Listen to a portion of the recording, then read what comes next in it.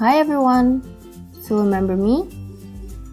I'm Meggy, the ex-Grant trainee from the Banqueting and Events department. Nothing I have to say for my introduction, so let's move on. In Grant, every newcomer has their own mentor, and my mentor was Louis. Unfortunately, we didn't really have a lot of shifts together, so the opportunity to ask him questions was very thin. Having said that, my team was patient and always willing to help whenever I had an issue. Apart from my mentor and my team, I really didn't have any other tools I could grab onto to help me learn about my job or achieve my learning objectives faster. In Grant, they just pushed me in the sea and let me swim on my own. It was tough because my department was in a calm sea. There were a lot of hurdles and stressful moments. In the banqueting department, learning by doing and observing sums it all up. However, I did have a 3 days orientation to know briefly about the Hotel Age and hotel's different departments, such as the kitchen, restaurant, spa, and the dollar sports.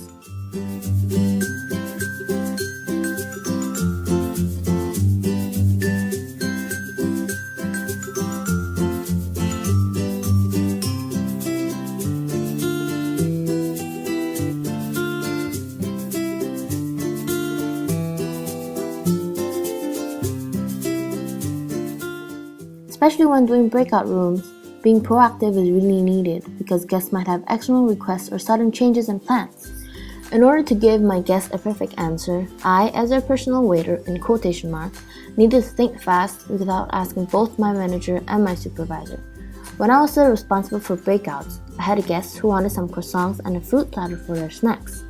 Despite the selection of being on the function sheet, I obviously couldn't decline their request, so I replied, of course. By gaining my knowledge through asking, experiencing, and self-doing, I slowly learned how to be more proactive and was able to make simple decisions by myself.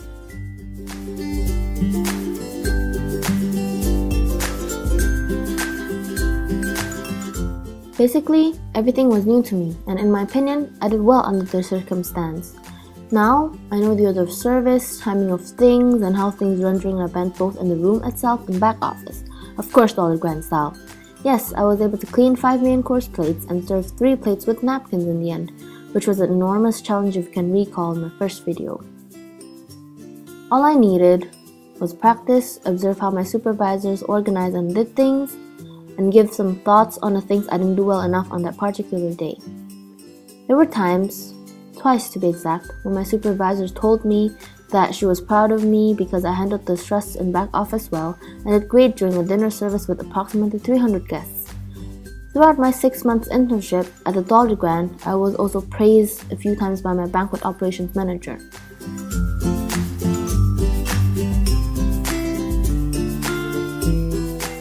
If you can recall what I mentioned on my first video, brunch was a pretty big challenge for me because they could be stressful at times.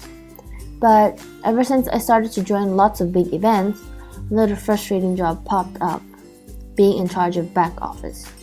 Especially without good leadership skill, lack of knowledge, which caused inefficiency and time wastage, things were pretty chaotic and stressful.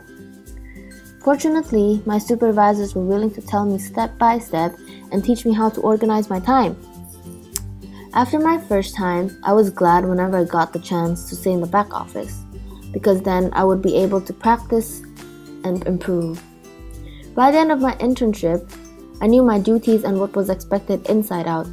However, being a leader and dividing my people was tough. Even though I knew the material well enough, leadership skill and telling people what to do is just not in my veins yet.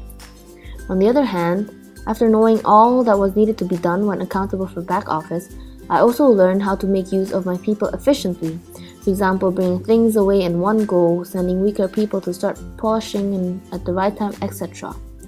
All in all, I was able to handle my emotions and work efficiently during stressful hours.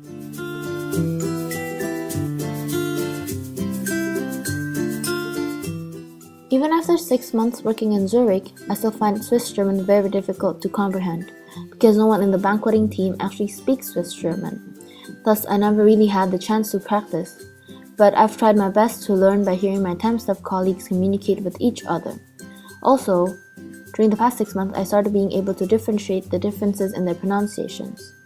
While trying my best to improve my Swiss German, the only way to ensure I understood my guests correctly was to confirm with them in High German.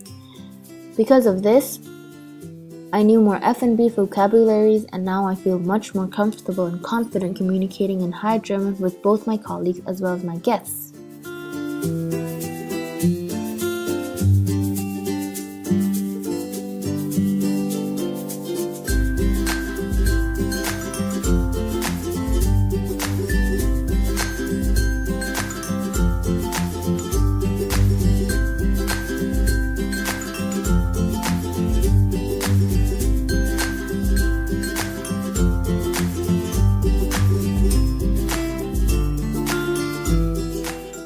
In the banqueting department, every single team member has to be familiar with all the duties required, so there was no such thing as a special role.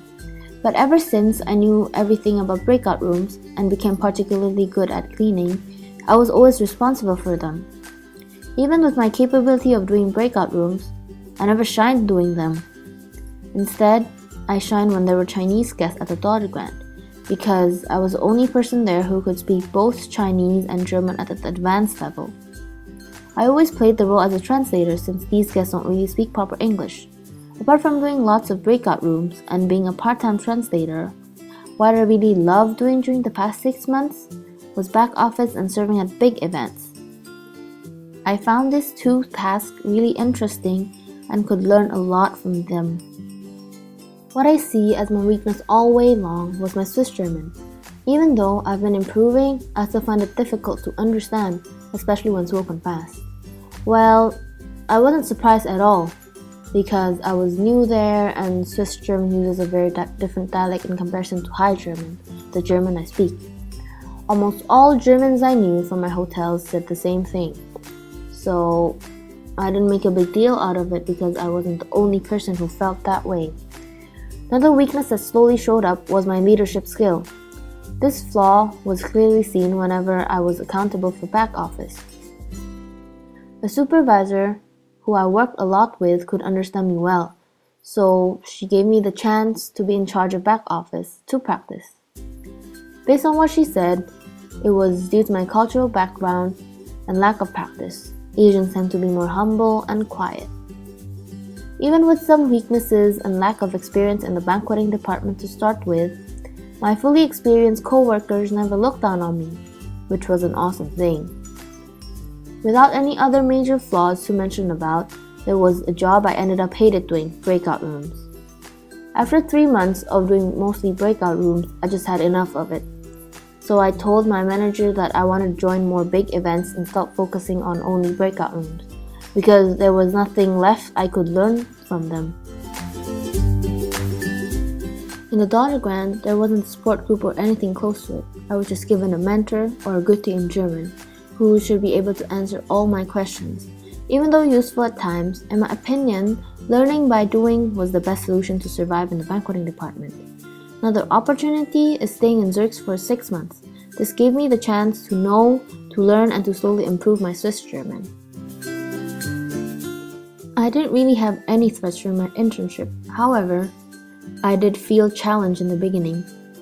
I couldn't say that I wasn't worried at all, especially after being told by some second-year students banqueting is really tough and more suitable for men. Secondly, without being able to picturize what must be done and what was expected by my manager, I couldn't pinpoint when and on what occasions I could start working on my learning objectives or even if these goals are achievable in my department. Another threat was my fully experienced co-workers.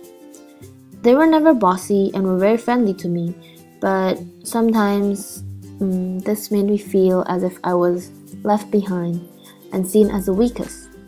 I hated this feeling.